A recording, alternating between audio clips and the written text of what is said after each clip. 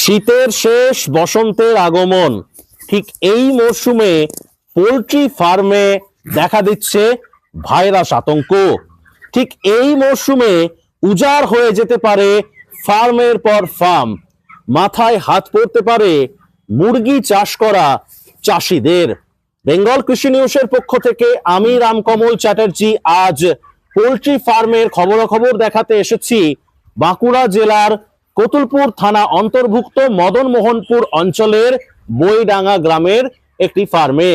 তো চলুন এখন পোল্ট্রি ফার্মে বর্তমানে কি কি সমস্যা দেখা দিচ্ছে, ফার্মাররা কি কি গাইডলাইন অবলম্বন করছে, সেই সমস্ত বিস্তারিত বিষয়গুলো আমরা এই ফার্মের যিনি মালিক রয়েছেন তার কাছ থেকে জেনে নিই। তবে তার আগে আপনাদের কাছে অনুরোধ, চ্যানেলটা প্রথম দেখে থাকলে একটু সাবস্ক্রাইব করবেন এবং ফেসবুক থেকে দেখে থাকলে পেজটাকে একটু ফলো করে নেবেন। দাদা নমস্কার। নমস্কার। আপনার নাম? তন্ময় পাল। আপনার ফোন নাম্বার? 9635704773। এই যে পাখিগুলি, মানে আমরা যে মুরগিগুলি আপনার ফার্মে দেখতে পাচ্ছি, এলো কতদিনের বয়স, কতদিন হলো? 26 দিন রানিং বয়স। এই যে শীতের শেষ এবং বসন্তের যে আগমন, এই সময় আপনারা মানে পোল্ট্রি ফার্মাররা বলছেন যে ফার্মে বিভিন্ন রকম ভাইরাস আতঙ্ক বা ভাইরাস জনিত বিভিন্ন রকম সমস্যা দেখা দিচ্ছে। এই বিষয়গুলো যদি একটু বিস্তারিত তুলে ধরেন। দেখুন, এটা শুধুমাত্র এই সিজনটা বলে নয়, আমাদের পোল্ট্রির ক্ষেত্রে আমাদেরকে সারা বছরই এই বায়োসিকিউরিটিটা মেনটেন করতেই হয়। বাইরে থেকে অজানা আপনিও দেখলেন, আপনাকেও আমি সেভাবে করতে দিইনি। আমার কিছু কিছু প্রোটোকল আছে, সেইভাবে আপনাকে তারপরেই আমি ভিতরে আপনাকে প্রবেশ করতে দিই। মানে ভাইরাসটা মূলত কি এই আবহাওয়া চেঞ্জের কারণের জন্য ঘটে থাকে? এখন যে ভাইরাল অ্যাক্টিভিটিটা, এটা অবশ্যই আবহাওয়া চেঞ্জের কারণে, এই শীতের শেষ এবং গ্রীষ্মের শুরু সময়টা। এই ভাইরাসের কি কোনো পার্টিকুলার কোনো নাম আছে? পার্টিকুলার নাম বলতে দেখুন, নানা রকম ভাইরাস তো। আরডি আছে, যেটাকে আমরা রানীক্ষেত ডিজিজ বলি। আর একটা আছে যেটা খুবই মানে বেশি মাত্রায় করে, যেটা হচ্ছে চিকেন পক্স। সেটা এই সময় বেশি হয়। আবার কিছুদিন পরে যেটা হবে সেটা আরডির প্রকোপটা, তখন আবার ফার্ম একদম লিফটিং করতে হবে না, তখন সব উজাড় হয়ে যাবে। আপনারা কি কি গাইডলাইন এখন অবলম্বন করছেন মানে মুরগি বা পাখি দেখভালের ক্ষেত্রে? পাখি দেখভালের ক্ষেত্রে প্রথম যে জিনিসটা, সেটা হচ্ছে ফার্মে বায়োসিকিউরিটি মেনটেন। মানে বাইরের কেউ যাতে না ঢুকতে পারে।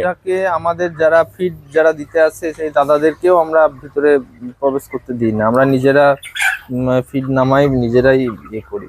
আচ্ছা, এই যে এখন ধরুন বর্তমানে হচ্ছে আমরা ফেব্রুয়ারি মাসের, আজকে বোধহয় তারিখটা হচ্ছে মোটামুটি এখন ধরুন ফেব্রুয়ারি মাসের প্রথম সপ্তাহ। হ্যাঁ, এই যে ধরুন 5 তারিখে আমরা রয়েছি, তো এখন কি কোন রকম কোন বাচ্চা নষ্ট হয়ে যাওয়ার কোন মানে লক্ষণ কি আপনার ফার্মে কি দেখতে পেয়েছেন? না, এখন অবধি সেরকম কিছু দেখতে পাইনি।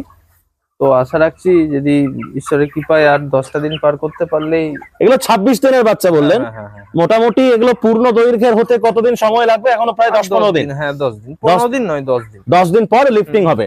কোন কোম্পানির সঙ্গে এখন কাজ করছেন? আমি হাইটেক কোম্পানির সঙ্গে যুক্ত আছি। আপনি কত বছর ধরে এই ফার্মিং এর সঙ্গে যুক্ত রয়েছেন? 14 বছর।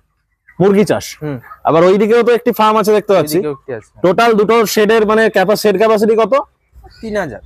3000 এর মতো শেড ক্যাপাসিটি। তার মধ্যে এই যে ফার্মটাতে আমরা দাঁড়িয়ে ভিডিওটা বানাচ্ছি, এটার মানে কত রয়েছে বাচ্চা?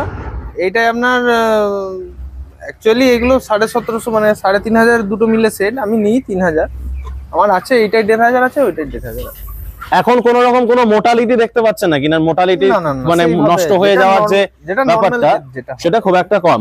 ধরুন আপনার মতো যে সমস্ত ধরুন পোল্ট্রি খামারিরা বা পোল্ট্রি চাষিরা যারা ধরুন এখন বর্তমানে পোল্ট্রি চাষ করছেন, তাদেরকে কি বলবেন এই বিশেষ করে এই ভাইরাস অ্যাটাক বা এই যে আতঙ্কিত না হয়ে যাতে তারাও যাতে সঠিক গাইডলাইন মেনে এই মুহূর্তে পোল্ট্রির বাচ্চাদেরকে মানে মুরগির যে বাচ্চা তাদের যাতে দেখভাল করে, সেটা নিয়ে কি বলবেন?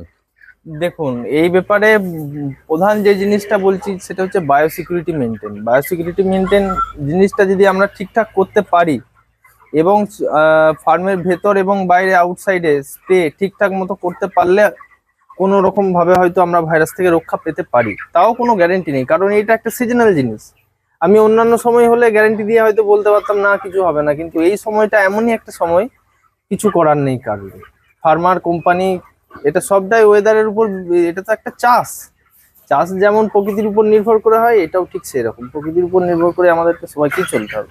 পাশাপাশি যে সমস্ত ধরুন আপনাদের এদিকে আরো যে সমস্ত ফার্ম আছে, পাশেই আরেকটু গেলেই ইন্দাস বা এদিকে আপনাদের গ্রামে আরো যে সমস্ত ফার্ম রয়েছে, কোথাও এই মুহূর্তে কোনো ভাইরাস আক্রমণের বা মুরগি নষ্ট হয়ে যাওয়ার কোনো না, না, না, খবর না। রয়েছে নাকি এই মুহূর্তে? এখনো অবধি সেরকম, যদিও ম্যাক্সিমাম আপনার 90% ফার্ম সব মানে ফ্লক আর নতুন করে কেউ নেয়নি, বন্ধ রেখেছে।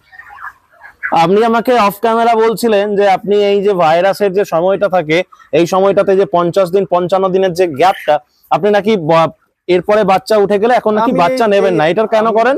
এটা করি কারণ ওই ভাইরাল অ্যাক্টিভিটি থেকে রক্ষা পেতে। বেকার একটা আমাদের তো যতই হোক আমাদের শ্রম লাগে, পয়সা খরচ হয়, একটা ফ্লককে নামাতে গেলে তো প্রায় 20-25 হাজার টাকা 3000-এর ফার্মে লাগেই, তো সেই টাকাটা তো আমাদের জলে চলে যাবে।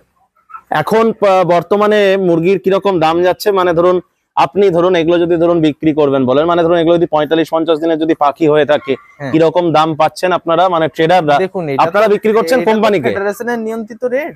ফেডারেশন আজকের 5 তারিখের রেট যেটা আছে 114 টাকা রেট আছে kilo? per kilo KG. Per মানে কেজি ফার্মের গেট থেকে। ফার্মের গেট থেকে? হ্যাঁ। আর মোটামুটি খোলা বাজারে এখন চিকেন কিরকম দামে বিক্রি হচ্ছে ধরুন আপনাদের এই বাঁকুড়ার কতুলপুরের এদিকে, খবরটা নেওয়া হয়েছে? খোলা বাজারে চিকেন হয়তো 170 টাকা এরকম হয়তো হবে। 170 টাকা কাটা কারণ কাটা? কালকে 124 টাকা রেট ছিল, আজকে 114 টাকা, প্রায় 10 টাকার মতো আজকে বাজার ডাউন হয়েছে। এটার কারণটা কি? এখন তো ধরুন বিয়ে বাড়ির সিজন, মানে চিকেন মটন এগুলোর তো এখন ভালো রকম চাহিদা আছে, তাহলে আমরা জানি যে চাহিদা থাকলে বাজার ভালো হয়, তার তুলনায় কম কেন?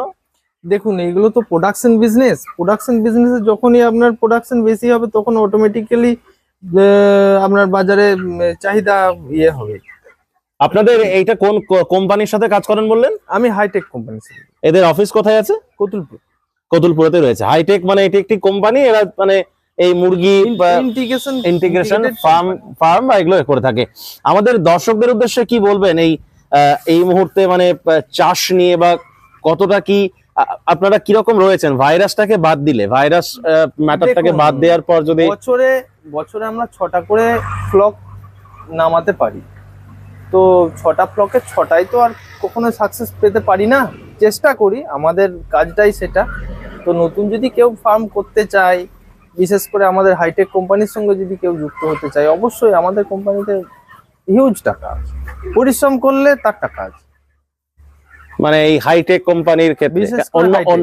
আপনি হাইটেকের সঙ্গে কত বছর কাজ করছেন? আমি 1 বছর হয়ে গেল হাইটেকের সাথে। তার আগে অন্য কোনো কোম্পানির বা অন্য কোনো সঙ্গে কাজ কারণ করেছেন? অন্যান্য কোম্পানি অনেকের সাথেই করেছি, কিন্তু এদের অফিসের স্টাফ, এদের ব্যবহার, এদের ফিডের যে কোনো রকম কোনো সমস্যা নেই। আপনি দেখুন আমার ফিডের স্টক কত আছে। ওইদিকে না? হ্যাঁ হ্যাঁ, ওইদিকে মাচাতে রাখা আছে feed। এখন এই ফিড বা এগুলো সমস্ত কিছু কোম্পানি পর্যাপ্ত সমস্ত পরিমাণে, কিছু। এবং যে আমাকে হিউজ দিয়ে দেয় সেটাও নয়। কখনো 1 সপ্তাহ গ্যাপ হবে না যে একটা দিয়ে দিল 30টা 50টা করে খাবার, মানে যেটা আছে আমাদের টাটকা ফিডটাই আছে।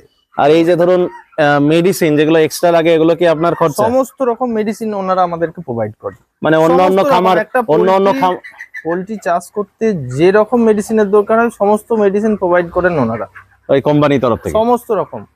বেশ, থ্যাংক ইউ দাদা।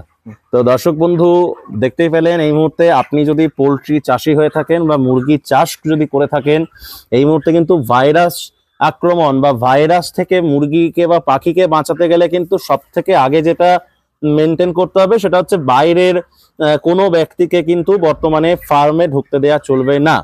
এটাই হচ্ছে ভাইরাস আটকানোর মূল কারণ, মানে মূল একটা মানে কি বলবো যে একটা প্রসেস। আমি অনুরোধ করব প্রতিবেদনটা নিয়ে বা এই টপিকটাকে নিয়ে আপনার কি মতামত একটু কমেন্টে লিখুন। এই ভিডিওটাকে একটু বেশি বেশি করে শেয়ার করে দিন, যাতে প্রত্যেকটি মুরগি চাষি বা অন্যান্য যে সমস্ত পাখি বা এই লাইভস্টক যারা করে থাকেন, চাষ করে থাকেন, তাদের কাছে যেন এটা পৌঁছে যায়। আপনাদের সঙ্গে দেখা হচ্ছে পরের কোনো একটা ভিডিওতে। ভালো থাকবেন, সকলকে ভালো রাখবেন।